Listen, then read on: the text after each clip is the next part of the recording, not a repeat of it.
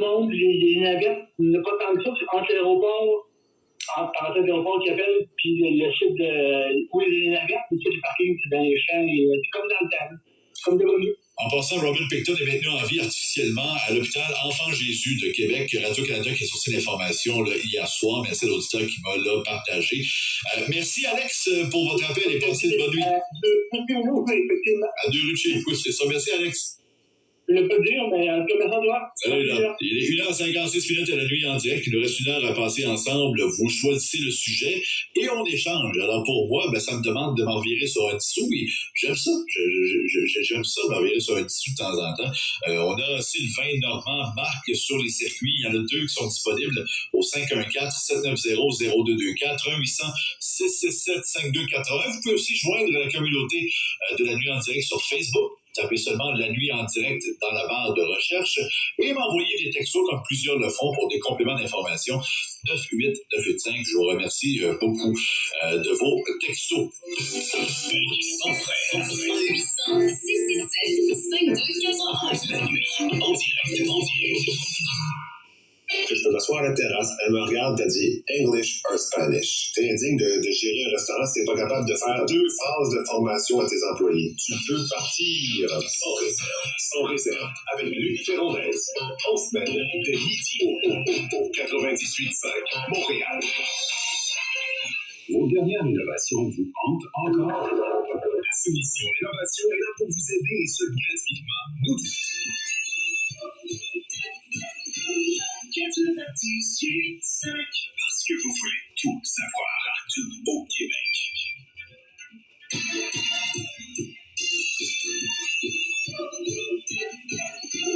Cogeco Média parce que vous voulez tout savoir. Directement partout au Québec. De retour à Louis-Cyril Guy. Il est précisément 2 heures et maintenant on va aller parler avec Normand. Bonne nuit, Normand. Bonjour, salut, ça va bien? Très bien. Votre sujet cette nuit, les personnes vivant avec des déficiences intellectuelles. Oui, puis je vais dire avant de commencer que j'ai plein de respect pour ces gens-là, puis c'est pas surtout d'eux que je veux parler, mais les gens qui ont eu la bonne idée de les désinstitutionnaliser. Moi, je demeure dans l'Est de Montréal, peut-être déjà qu'une ville de Montréal, c'est pas trop simple. Il y a beaucoup de maisons pour ces gens-là. En passant, c'est pas des gens avec la déficience intellectuelle. Si vous mélangez des choses, c'est des gens vivants ceux qui ont été désinstitutionnalisés, c'est des gens qui ont des problèmes psychiatriques. Voilà, exactement. C'est pas la même chose. C'est psychiatrique et avancé, pas de fait. Ouais. Parce que là, ces maisons-là, qui ont fait un peu partout ici, sont pleines. Donc, ils ont commencé dernièrement à les placer dans des blocs d'appartements entre guillemets normaux, comme moi, vous le demande, on a 5 logements. Il y a un monsieur qui a été inséré au 5e département 5. Puis, je ne sais pas si tu sais ce que ça fait de vivre avec quelqu'un qui va grimper dans l'arbre pour aller porter de la nourriture aux oiseaux ou qui parle avec sa mère, ça fait 20 ans qu'elle est morte. C'est assez troublant. Et sans être méchant, je dirais que ça dérange vraiment la vie normale des gens, entre guillemets, normaux. Je ne sais pas pourquoi ils ont, comme ici, avec l'hôpital Louis Chapontaine, avant ça, pour ces gens-là, les gens étaient encerclés de médecins, de préposés. Ils étaient quand même, j'imagine bien, quelque part, ils étaient suivis au moins. Là, je ne sais pas ce que ça donne de placer quelqu'un de même dans un logement, il est seul lui-même. Il n'écoute pas, il garde tout le monde, il met de la nourriture partout. C'est vraiment dérangeant. Il fait venir Amazon à tous les jours. C'est sans arrêt. C'est un accumulateur compulsif. Bon sang, je fais venir Amazon très souvent, moi aussi. Non, ça ne veut pas dire que c'est déficient. Non, mais mélangez pas des choses. Déficience intellectuelle. Non, mais normalement, c'est pas drôle. Tantôt, vous m'avez dit, je vais parler des déficiences intellectuelles. Je pense qu'il est parfait. On va parler des gens qui vivent de l'autisme assez sévère. On va parler de trisomie 21. On va parler mais là, vous êtes sur des gens qui sont des psychopathes, là. Des problèmes psychiatriques, là. C'est pas du tout la même catégorie de gens. Il faut choisir les bons mots. On est à la radio. OK, ben là, c'est le bon mot, c'est les gens psychiatriques. OK. Puis, je sais que tu es un gars pas mal au courant, tu es quand même assez érudit, là. Qui a décidé un jour que ces gens-là se connaissaient presque à eux-mêmes? Moi, je trouve que ça fait encore pitié. Puis moitié, là, ça ressemble à un zombie land un peu. Là. Il commence à avoir plus de gens comme ça que des gens dits normaux comme nous. Puis, notre système est en c'est contrôle. un malaise. On a un système de santé universel qui est plus capable universellement de soigner tout le monde. Depuis longtemps, à part de ça. Ça fait vraiment dur, on va dire. Ouais. Ah oui. Ça fait dur qu'il y a des gens qui attendent depuis 2 ans pour se faire remplacer de hanche parce que le système est supposé prendre soin d'eux, puis ils vivent dans la douleur, ces gens-là, puis ils raccourcissent leur ligne de vie parce que vivre dans la douleur, ça amène d'autres problèmes de santé aussi. C'est ça que notre système fait présentement. Il est en faillite. C'est épouvantable. Et qu'imaginez les gens qui vivent des choses qui ne sont pas apparentes. Pas apparent, c'est que tu es capable de marcher, capable de respirer, capable de... Hein? Ben, tu as des problèmes dans la caboche. Ben, on s'occupe plus d'eux. Allez vous organiser, trouvez-vous de place.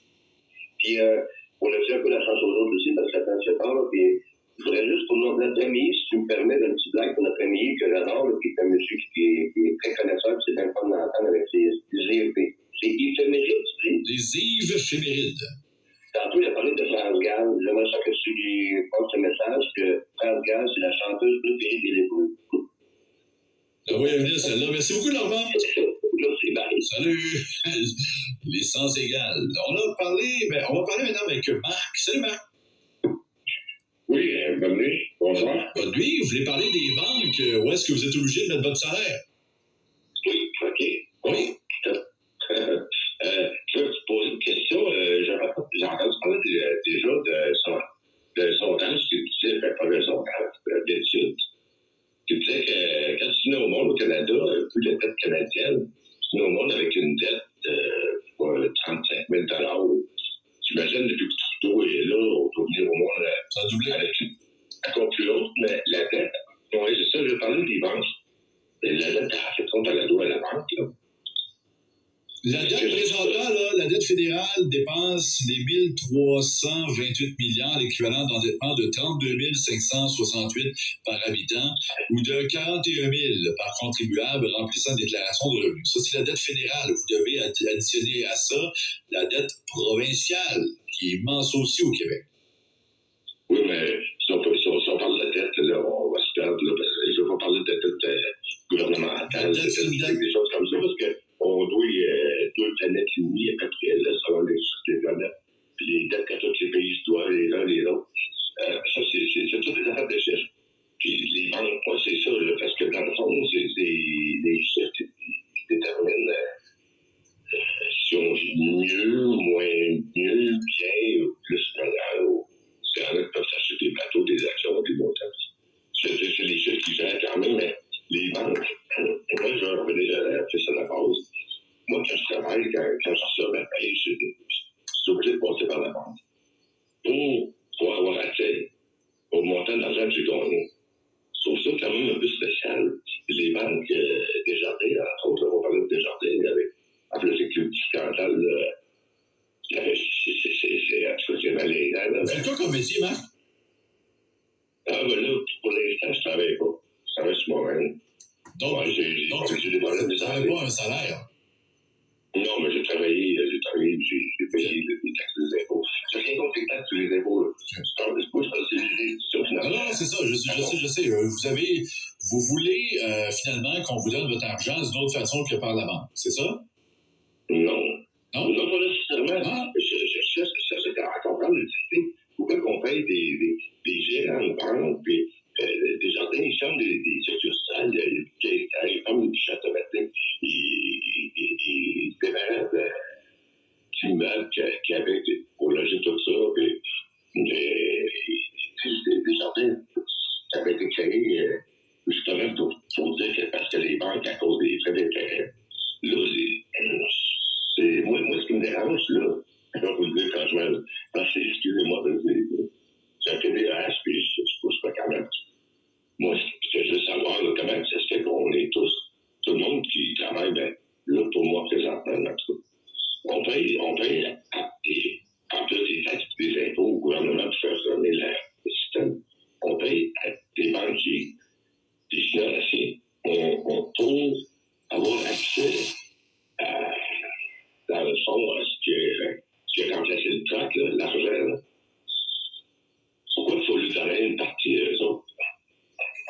dis, t'as pas le choix. Oui, parce qu'il faut fournissent un paye pour leur service. Là.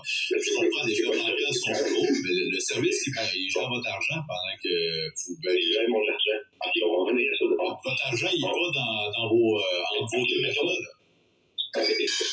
Mais mettons là, que mettons que ça recule, il n'y a pas si longtemps, mettons là, que tu commençais une famille là, dans le village, 2000 habitants. Les gens, des fois, s'attendent ensemble pour t'aider à construire ta maison en échange. T'allais travailler un peu, ça t'aide d'un, ça t'aide de l'autre. Moi, ça en fait vraiment, c'est la vente. Tu demandes à la vente de différence, c'est de donner un montant. C'est l'argent, dans le fond, c'est quoi? C'est le travail de toutes les personnes qui ont de l'argent. Marc, un instant, il y a quelqu'un qui arrive. Oui, entrez! OK, ben c'est le gouvernement qui arrive avec son sac d'or pour vous donner votre argent, Marc. Donc, c'est ça que vous voulez, là? Le gouvernement n'a pas d'argent, c'est notre argent. Le plus grande richesse naturelle de la planète. OK, mais j'aurais dit votre salaire. Il n'y a rien qui se fait. Il n'y a rien qui se fait. Il n'y a aucun humain. Je n'arriverai pas à faire comprendre quelque chose cette nuit, Marc. Ça se peut-tu? Non, je ne peux pas comprendre rien. Je vais juste donner mon point de vue. Non, je comprends, mais non. Vous avez posé une question, Marc, quand je vais fermer votre micro, vous n'êtes pas capable d'arrêter de parler, là, vous êtes diarrhée verbale. Là. Marc, je vous demande. En fait, je vous dis, vous avez posé une question. C'est pas une opinion, vous vous posez une question. Pourquoi la banque prend des frais? Je vous réponds. La banque assure un service. Vous aimeriez donc ne pas avoir payé des frais, alors vous ne voulez pas payer le service, vous ne voulez pas le service des banques. Alors je vous demande, est-ce que vous voulez votre argent cash direct? Je n'ai pas dit salaire parce que vous dites que vous ne travaillez pas. Fait que l'argent vient du gouvernement ou vient d'assurance, je ne sais pas. Là. Comment voulez-vous qu'on vous verse votre argent, pas passer par la banque? Ah, mais je peux rouvrir votre micro, c'est grave. Il parle encore. Voyez-vous, il parle encore. Bon, merci beaucoup. Passez une bonne nuit, mon cher Marc. 2h10 à la nuit en direct. Rien entendu de ce que j'ai dit. Voilà, vous écoutez la nuit en direct, je suis à 300. Puis on va essayer quelqu'un d'autre après la pause. La nuit en direct. On parle en direct avec Louis-Philippe Guy de Montréal.